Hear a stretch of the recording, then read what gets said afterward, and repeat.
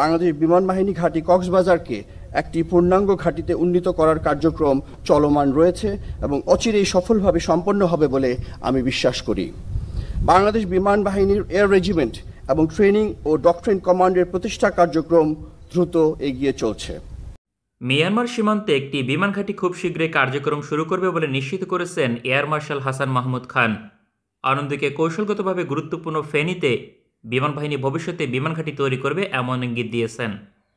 ফলে এই দুইটি বিমান ঘাঁটি চালু হলে বাংলাদেশের জন্য কতটা কার্যকর ভূমিকা পালন করবে তাই তুলে ধরব আজকের প্রতিবেদনে।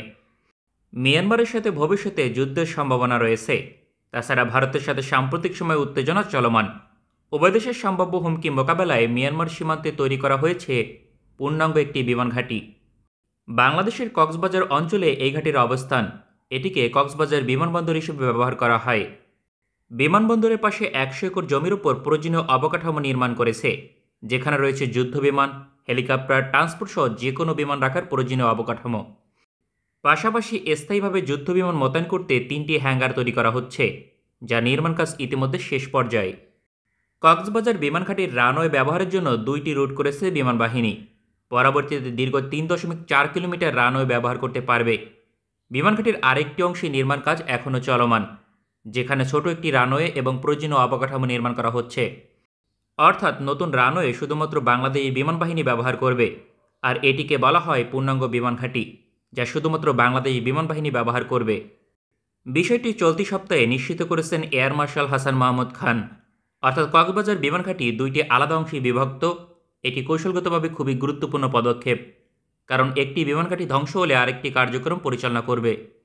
বাংলাদেশ সেনাবাহিনীও একই ধরনের কৌশল অবলম্বন করে, কারণ ভৌগোলিকভাবে দেশের আয়তন ছোট হলে তখন এই কৌশল অবলম্বন করে, যাতে শত্রু দেশের হামলায় ঘাঁটির একটি অংশ ধ্বংস হলেও কার্যক্রম চালিয়ে যেতে পারে। কক্সবাজার বিমান ঘাঁটির দূরত্ব মিয়ানমার থেকে মাত্র 27 কিলোমিটার। ফলে মিয়ানমারের গভীরে মিশন পরিচালনা করতে পারবে, তবে সবচেয়ে বেশি ভূমিকা পালন করবে মেরিটাইম স্ট্রাইক মিশনে। বাংলাদেশকে নৌ অবরোধ আরোপ করার বার্তা দিচ্ছে ভারতীয় সামরিক বাহিনী। অন্যদিকে মিয়ানমার নৌবাহিনী অঘোষিত অবরোধ আরোপ করেছিল। সুতরাং দেশের 90% বাণিজ্য সুরক্ষায় মেরিটাইম স্ট্রাইক মিশন খুবই গুরুত্বপূর্ণ। এক্ষেত্রে কক্সবাজার সবচেয়ে আদর্শ অঞ্চল, কারণ দেশের সামুদ্রিক অঞ্চলের শেষ সীমান্ত এটি। ফলে বাংলাদেশের যুদ্ধ বিমান, হেলিকপ্টার কিংবা মেরিটাইম প্যাট্রোল এয়ারক্রাফট সবচেয়ে বেশি রেঞ্জে মিশন পরিচালনা করতে পারবে এই ঘাঁটি ব্যবহার করে। এই ঘাঁটি থেকে সমুদ্রের দূরত্ব 0 কিলোমিটার, কারণ এই ঘাঁটির রানওয়ের একটি অংশ সমুদ্রের মাঝে অবস্থিত। ফলে ভারত হোক কিংবা মিয়ানমার নৌ অবরোধ আরোপ করলে এই ঘাঁটির সঠিক ব্যবহার করতে পারবে বাংলাদেশ বিমান বাহিনী।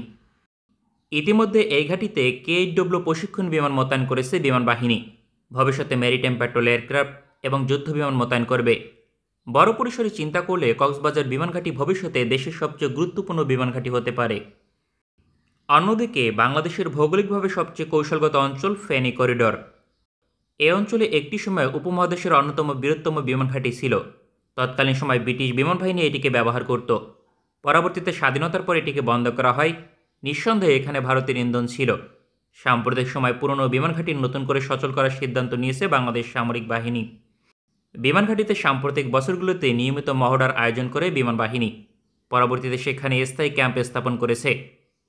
পাশাপাশি বাংলাদেশ সেনাবাহিনী ঘাঁটির একটি অংশ স্থায়ীভাবে ব্যবহার করে, কারণ ভারতের সীমান্ত থেকে মাত্র 1.5 কিলোমিটার দূরত্বে ফেনী বিমান ঘাঁটির অবস্থান।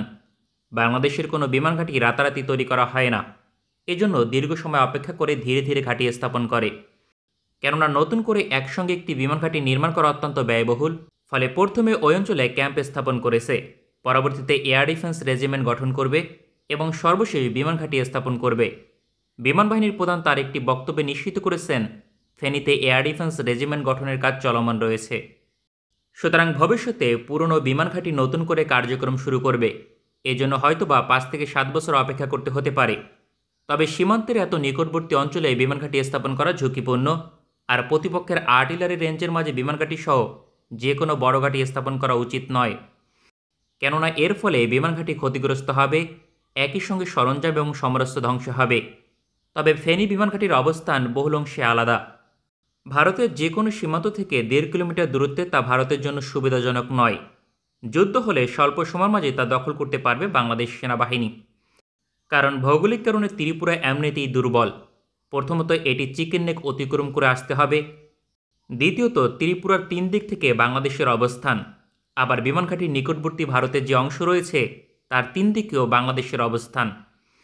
এত বড় দুর্বলতা থাকায় কোনোভাবেই ভারতের পক্ষে বিমান ঘাঁটি ধ্বংস করা সম্ভব হবে না, বিশেষ করে আর্টিলারি শেল দিয়ে ক্ষতিগ্রস্ত করতে পারবে না। তাছাড়া ফেনী বিমান ঘাঁটিতে যুদ্ধবিমান সহ সকল বিমান মোতায়েন রাখার প্রয়োজন হবে না। বাংলাদেশ সেনাবাহিনীর রসদ পৌঁছাতে ফেনী বিমান ঘাঁটি ব্যবহার করাই সামরিক বাহিনীর প্রধান লক্ষ্য।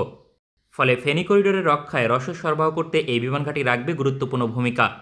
এজন্যই হয়তোবা ফেনী বিমান ঘাঁটি নতুন করে চালু করার কাজ শুরু হয়েছে।